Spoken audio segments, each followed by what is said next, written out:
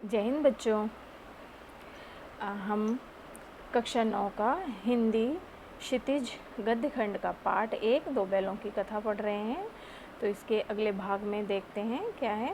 देखिए, यहाँ तक मैंने आपको पिछली वीडियो में बताया था कि हीरा ने जब कांजी हाउस में बंद हो गए दोनों, तो उस दीवार कच्ची थी, उसको तोड़ा उसने, सींग मारा तो थोड़ी सी लेपड़ उतर गई थी। तो उसके और साहस बढ़ा कि इस दीवार को हम तोड़ सकते हैं। तो मोती उसको कह रहा है कि तुम मत करो ऐसा, क्योंकि मार खाई कि चौकीदार आ गया था, है ना, ऐसा करते हुए देखकर। तो फिर हीरा जो है मोती से क्या कह रहा है कि कुछ परवाह नहीं, यूँ भी तो मरना ही है। सोचो, दीवार खुद जाती तो कितनी जानें बच जाती। यहाँ कितने भाई हमारे बंद हैं और उनकी देह में तो अब जान भी नहीं रही है। 2-4 दिन यही हाल रहा तो हम सब मारे जाएंगे। फिर आगे क्या कह रहे हैं।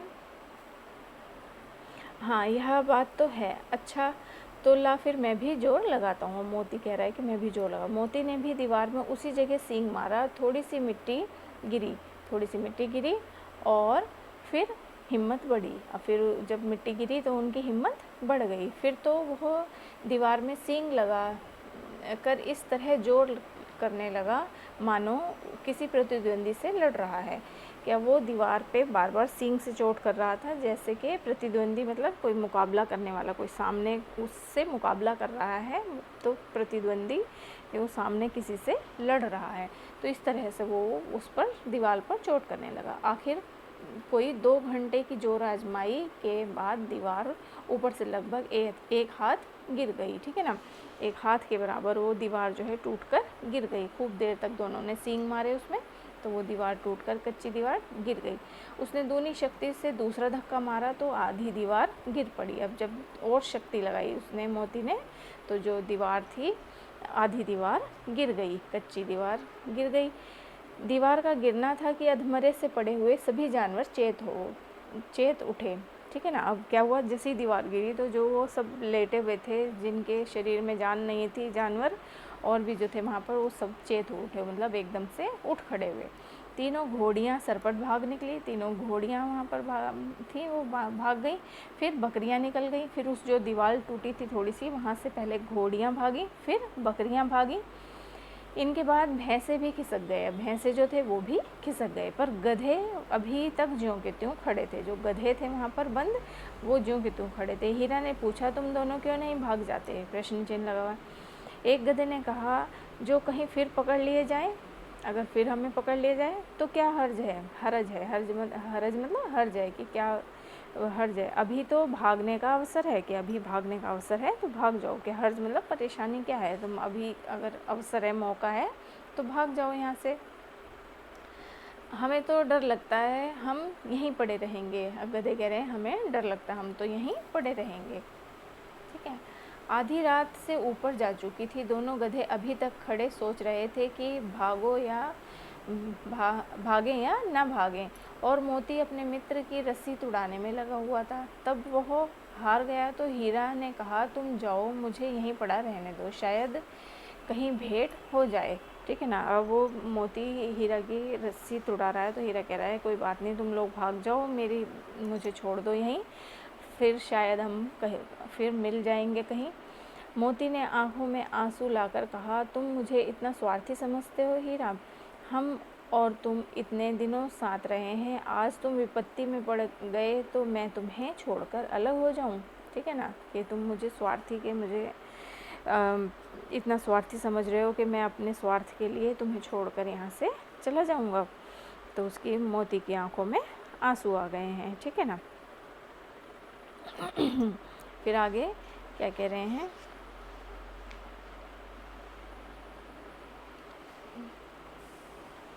हीरा ने कहा, बहुत मार पड़ेगी, लोग समझ जाएंगे यह तुम्हारी शरारत है। मोती गर्व से बोला, जिस अपराध के लिए तुम्हारे गले में बंधन पड़ा, उसके लिए अगर मुझ पर मार पड़े तो क्या चिंता। ठीक है ना, क्योंकि पहले दीवार तो हीरा ने तोड़ी थी, फिर दूसरी बार मोती ने तोड़ दी थी। इतना तो हो ही गया कि 9-10 प्राणियों की जान बच गई, वे सब तो आशीर्वाद देंगे। अब सब भाग गए वहाँ से, लेकिन हीरा और मोती वहीं रहे, क्योंकि हीरा के गले की रस्सी टूटी नहीं थी।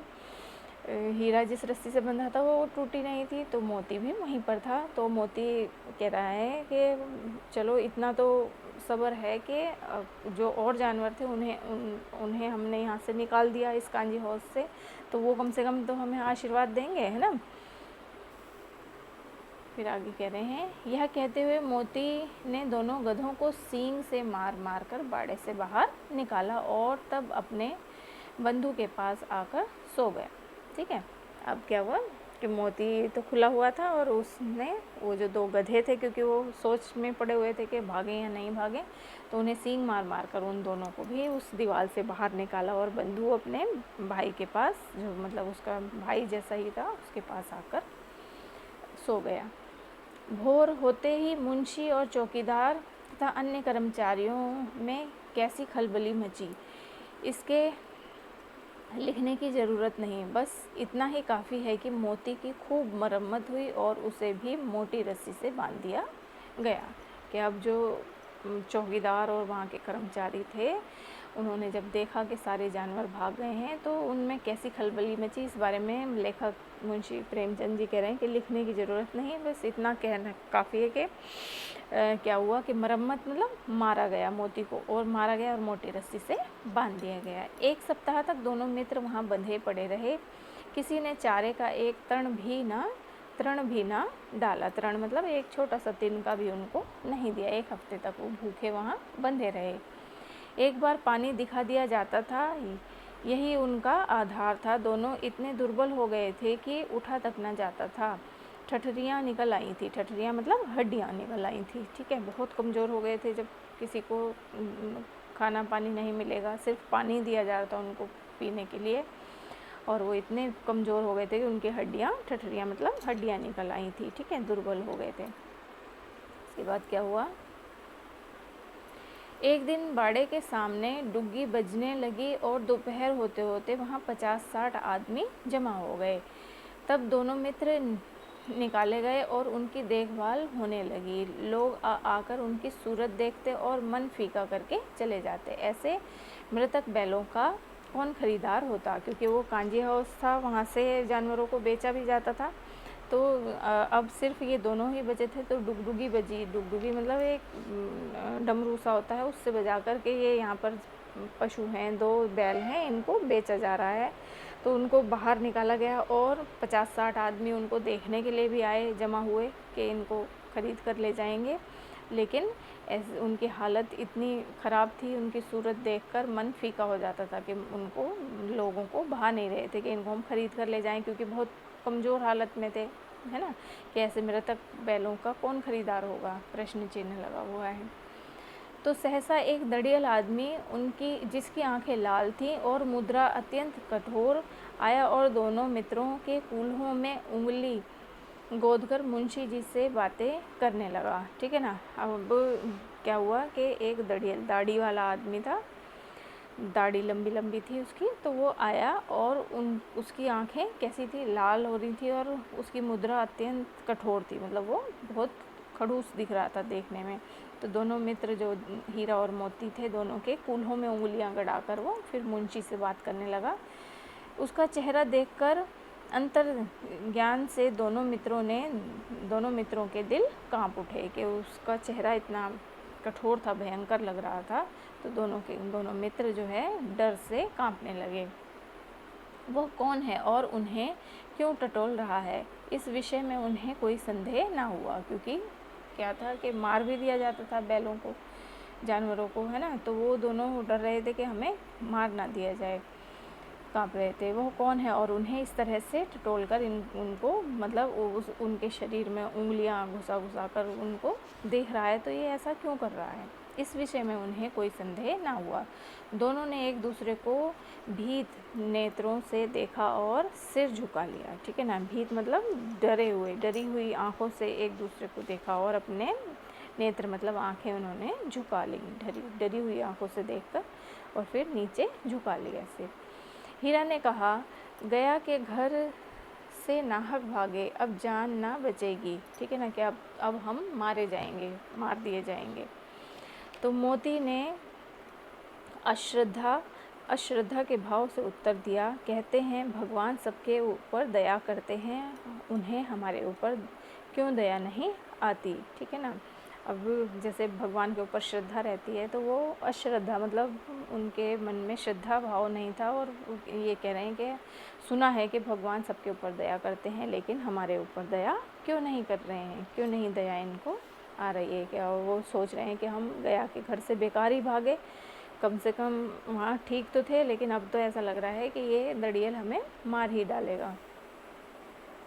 अब आगे, भगवान के लिए हमारा मरना जीना दोनों बराबर है, चलो अच्छा ही है, कुछ दिन उसके पास तो रहेंगे। एक बार भगवान ने उस लड़की के रूप में हमें बचाया था, क्या अब ना बचाएंगे। ठीक है ना। अब दोनों आपस में उन मनोस्थिति उनकी ऐसी हो रही है कि सोच रहे हैं कि अब कैसे जान बचेगी, कि पहले तो उस लड़की ने हमें बचा लिया, रस्सी खोल दी, हम भाग आए, लेकिन अब जान बचती हुई दिखाई नहीं दे रही है, प्रश्न चिन्ह लगा हुआ है।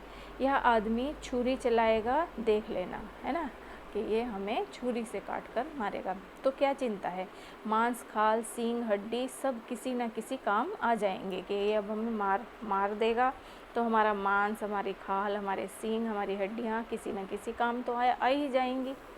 ठीक है। नीलाम हो जाने के बाद दोनों मित्र उस दड़ियल के साथ चले। अब नीलामी हो गई उनकी, और वो दोनों उस दड़ियल, जो दाढ़ी वाला आदमी था, उसके साथ पीछे पीछे चल दिए। दोनों की बोटी बोटी कांप रही थी, है ना। दोनों जने बहुत डरे हुए थे, बेचारे पाँव तक ना उठा सकते थे, पर भय के मारे गिरते पड़ते भागे जाते थे, क्योंकि वह जरा भी चाल धीमी हो जाने पर जोर से डंडा जमा देता था। जो वो दड़ियल था, दाढ़ी वाला आदमी, वो जैसे ही हीरा और मोती की चाल थोड़ी सी धीमी होती थी, हल्का धीरे चलते थे, तो वो डंडे से उनको मारता था, और वैसे ही वो बेचारे बहुत कमज़ोर हो गए थे। राह में गाय बैलों का एक रेवड़ हरे हरे हार में चरता नजर आया। रेवड़ मतलब झुंड। ठीक है ना। तो रास्ते में, राह मतलब जिस रास्ते से वो दड़ियल उन्हें ले जा रहा था, तो उस रास्ते में क्या हुआ, गाय और बैल और भी थे, तो वो उनका एक झुंड, गाय और बैलों का झुंड, हरे हरे खेत थे वहाँ पर, उसमें घास को चर रहे थे, खा रहे थे। तो वो दोनों ने देखा, सभी जानवर प्रसन्न थे, चिकने चपल, कोई उछलता था, कोई आनंद से बैठा पागुर करता था। कितना सुखी जीवन था इनका। अब उस झुंड को देखकर ये दोनों बैल देख रहे थे कि कितने सुंदर लग रहे हैं ये देखने में, और कोई उछल कूद कर रहा है, कोई खेल रहा है, कोई कितना उनका जीवन उनको सुखी दिख रहा था। पर कितने स्वार्थी हैं सब, किसी को चिंता नहीं कि उसके दो भाई बंदी के हाथ पड़े कैसे दुखी हैं, कि अब वो लोग तो खा रहे हैं, हरा हरा घास खा रहे हैं, खुश हो रहे हैं, लेकिन वो इन दोनों बैलों को देखकर चिंता नहीं कर रहे हैं कि देखो कि हम भी उनके भाई बंधु ही हैं, हम भी उनके बंधु हैं, और हमें बंधक बनाया हुआ है कि हमें बांध कर ले जाया जा रहा है, लेकिन उन्हें कोई इस चीज़ का फिक्र ही नहीं है। सहसा दोनों को ऐसा मालूम हुआ कि यह परिचित रहा है। ठीक है ना। अब वो उस रास्ते पे चले जा रहे हैं, तो अब अचानक ही उन्हें कैसा लगा कि वो रास्ता उन्हें जाना पहचाना सा लगा। हाँ, इसी रास्ते से गया उन्हें ले गया था, अब गया इसी रास्ते से उन्हें ले गया था। वही खेत, वही बाग, वही गांव मिलने लगे।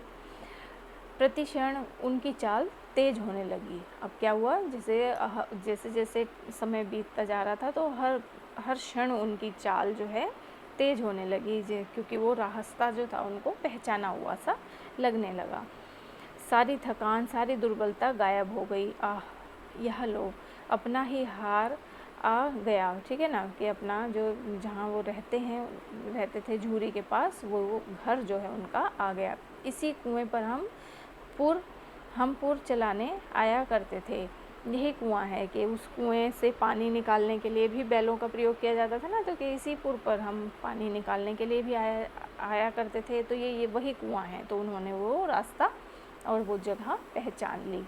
अब क्या हुआ, मोती ने कहा, हमारा घर नगीच है आ गया, नगीच मतलब नज़दीक आ गया है। हीरा बोला, भगवान की दया है, मैं तो अब घर भागता हूँ, यह जाने देगा, इसे मैं मार गिराता हूँ। नहीं नहीं, दौड़कर थान पर चलो, वहाँ से हम आगे न जाएंगे। दोनों उन्मत्त होकर बछड़ों की भांति कुलेल करते हुए घर की ओर दौड़े। ठीक है ना, कि बछड़े की भांति, बछड़ों जैसे छोटे बछड़े होते हैं वो कुलेल करते हैं, आवाज़ करते हैं, तो उस तरह की आवाज़ करते हुए दोनों जने कहाँ पर आ गए, अपने थान पर, अपनी जगह पर आ गए जहाँ झूरी उनको बांधा था। दड़ियल भी पीछे पीछे दौड़ा चला आता था। झूरी द्वार पर बैठा धूप खा रहा था। झूरी जो है धूप में बैठा हुआ था। बैलों को देखते ही दौड़ा और उन्हें बारी बारी से गले लगाने लगा। झूरी भी, क्योंकि वो भाग गए थे वहाँ से, तो झूरी भी परेशान था कि ये दोनों भाग कर कहाँ चले गए। तब जब वापस आ गए तो झूरी बारी बारी मतलब एक एक करके उनको गले लगा रहा था। मित्रों की आंखों में आनंद के आंसू बहने लगे। ठीक है, दोनों मित्रों के आंखों से आंसू बहने लगे। एक झूरी का हाथ चाट रहा था, एक झूरी का हाथ चाट रहा था। दड़ियल ने जाकर बैलों की रस्सियां पकड़ ली। अब वो दोनों अपने स्थान पर आ गए थे जहाँ झूरी उनको रखता था, उस जगह पर आ गए थे, क्योंकि वो पहचाना हुआ गांव था और वो दड़ियल उसी गांव का था। दड़ियल मतलब एक दाढ़ी वाला आदमी, ठीक है, उसी गांव का था। तो अब क्या हुआ कि दड़ियल ने वो करा, उसने रास्ता पहचान लिया और वो वहाँ पर आ गए। अब दड़ियल ने उनकी रस्सियाँ पकड़ ली। झूरी ने कहा, मेरे बैल हैं। झूरी कह रहा है कि मेरे बैल हैं, और दड़ियल क्योंकि उनको ख़रीद कर लाया था पैसे देकर, तो इसलिए वो उनको रस्सियाँ पकड़कर वापस ले जा रहा था। तो झूरी कह रहा है, ये मेरे बैल हैं। तुम्हारे बैल कैसे हैं? मैं मवेशी खाने से नीलाम लिए आता हूँ, कि मैंने ये दोनों नीलाम हुए हैं और मैं वहाँ से इनको लेकर आया हूँ। मैं तो समझा हूँ चुराए लिए आते हो। तो झूरी क्या कह रहा है कि मुझे तो ये लग रहा है कि तुमने इन्हें चुराया है, चुपके से चले जाओ, मेरे बैल हैं, मैं बेचूंगा तो बिकेंगे। ठीक है, किसी को मेरे बैल नीलाम करने का क्या अख्तियार है, कि मेरे बैल जो बेचने का किसी को अधिकार नहीं है, क्योंकि ये मेरे बैल हैं। जाकर थाने में रपट कर दूंगा, रपट मतलब रिपोर्ट लिखवा दूंगा थाने में, पुलिस थाने में जाकर, मेरे बैल हैं। इसका सबूत यह है कि मेरे द्वार पर खड़े हैं। इसका यह सबूत है कि ये दोनों मेरे घर पर आकर दरवाजे पर खड़े हो गए हैं। दड़ियल झल्लाकर बैलों को ज़बरदस्ती पकड़ ले जाने के लिए आगे बढ़ा। उसी वक्त मोती ने सींग चलाया। दड़ियल पीछे हटा, मोती ने पीछा किया। दड़ियल भागा, मोती पीछे दौड़ा। गांव के बाहर निकल जाने पर वह रुका, पर खड़ा दड़ियल का रास्ता देख रहा था। दड़ियल दूर खड़ा धमकियां दे रहा था, गालियां निकाल रहा था, पत्थर फेंक रहा था, और मोती विजयी शूर की भांति उसका रास्ता रोके खड़ा था। गांव के लोग यह तमाशा देखते थे और हंसते थे। ठीक है ना, अब दड़ियल क्योंकि वहाँ से नीलाम हुए थे दोनों बैल, तो उनको लेकर आया था और वो अपने घर वापस आ गए थे झूरी के पास। तो झूरी कह रहा है, ये मेरे बैल हैं, तुमने चुराए हैं। तो दड़ियल उनको झल्लाकर मतलब गुस्से में आकर उनको पकड़ना चाहता था, लेकिन मोती उसको सींग मारकर गांव से बाहर मोती ने उस दड़ियल को निकाल दिया। और ये चीज़ देखकर जो गांव के लोग थे वो हंस रहे थे। और दड़ियल क्या कर रहा था, गालियां दे रहा था, धमकियां दे रहा था कि मैं तुम्हें देख लूँगा, पत्थर मार रहा था फेंक फेंक कर। ठीक है, फिर क्या हुआ, जब दड़ियल हार कर चला गया, अब सब गालियाँ भी दे ली उसने, पत्थर भी बरसा लिए, सब कर लिया, फिर क्या हुआ, हार कर वहाँ से चला गया। तो मोती अकड़ता हुआ लौटा। मोती फिर अकड़ता हुआ लौटा, क्योंकि मोती ने ही दड़ियल को सींग मार कर भगाया था।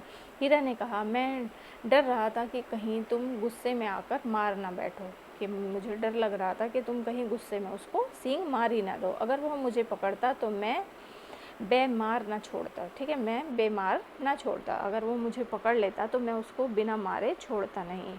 अब ना आएगा, क्या वो दड़ियल आएगा नहीं, आएगा तो दूर ही से खबर लूँगा, देखूँ कैसे ले जाता है, जो गोली मरवा दे, चाहे वो मुझे गोली भी मरवा दे, मर जाऊँगा पर उसके काम तो ना आऊँगा। हमारी जान को कोई जान ही नहीं समझता, कि हमारी जान को कोई जान समझता नहीं, इसलिए ही कि हम इतने सीधे हैं। जरा देर में नांदों में खली, भूसा, चोकर और दाना भर दिया गया और दोनों मित्र खाने लगे। झूरी खड़ा दोनों को सहला रहा था और 20 लड़के तमाशा देख रहे थे। सारे गांव में उत्साह सा मालूम होता था कि मतलब कि उत्साह सा मालूम हो रहा था कि दोनों बैल वापस आ गए थे, ठीक है ना। उस समय मालकिन ने आकर दोनों के माथे चूम लिया। अब वो मालकिन जो झूरी की पत्नी थी उसने आकर भी उन दोनों के माथे चूम लिए कि दोनों वापस घर आ गए हैं। तो इस तरह से ये प्रेमचंद जी द्वारा लिखी गई दो बैलों की कथा है। तो किस तरह से आज़ादी पाने के लिए दोनों बैलों ने संघर्ष किया, तो ये जो स्वतंत्रता की भावना से भी जुड़ा हुआ है कि किस तरह से हमारे वासियों ने भी स्वतंत्रता पाने के लिए कितने संघर्ष किए, है ना। तो इस कहानी से हमें प्रेमचंद जी ने स्वतंत्रता की महत्ता को बताया है। आशा करती हूँ ये पाठ आपको समझ में आ गया होगा। धन्यवाद।